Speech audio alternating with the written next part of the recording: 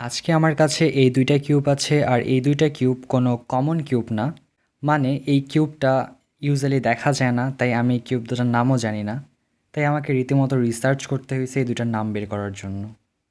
বক্সে নাম খুঁজি, সেখানে সব চাইনিজে লেখা, তারপর হচ্ছে আর কিছু উপায় না পেয়ে মাথায় একটা বুদ্ধি আসে।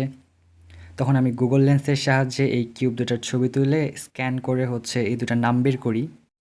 আর এই ২টা কিউবের একটার নাম হচ্ছে ফ্লাফি কিউব আর একটার নাম হচ্ছে প্যান্ডোরা কিউব।